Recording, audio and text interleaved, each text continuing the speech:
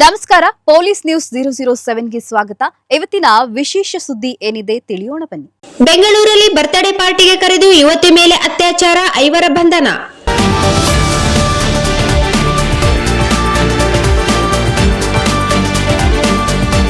Birthday party ಆಚರಣೆಗಾಗಿ ಕರೆಸಿ ಯುವತಿ ಮೇಲೆ ಅತ್ಯಾಚಾರ ಎಸಗಿರುವ ಆರೋಪ ಬೆಂಗಳೂರಿನ ತಲಘಟ್ಟಪುರ ಪೊಲೀಸ್ ಠಾಣಾ ವ್ಯಾಪ್ತಿಯಲ್ಲಿ ಕೇಳಿಬಂದಿದೆ.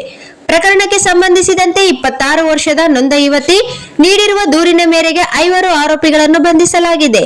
ಸೋಮಶೇಖರ್, ಅಂಬರೀಶ್, ಪ್ರದೀಪ್, ರಾಮಪ್ಪ ಹಾಗೂ ಜಗದೀಶ್ ಎಂಬ ಆರೋಪಿಗಳನ್ನು ಬಂಧಿಸಲಾಗಿದೆ ಎಂದು ಬೆಂಗಳೂರು ನೈಋತ್ಯ ವಿಭಾಗದ ಡಿಸಿಪಿ ಅನಿತಾ ಬಿ ಹದ್ದಣ್ಣನವರ್ ತಿಳಿಸಿದ್ದಾರೆ.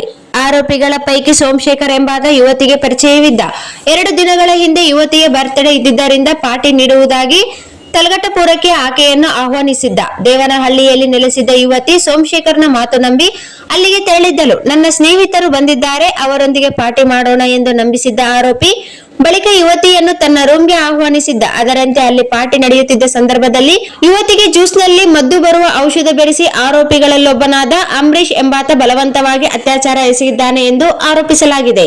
ಆರೋಪಿಗಳ ಗುಂಪಿನಿಂದ ಬಚಾವಾದ ಸಂತ್ರಸ್ತ ಯುವತಿ ತನ್ನ ಪ್ರಾಣ ರಕ್ಷಿಸಿಕೊಳ್ಳಲು ಅಲ್ಲಿಂದ ತಪ್ಪಿಸಿಕೊಂಡು ಓಡಿ ಬಂದಿದ್ದಾಳೆ.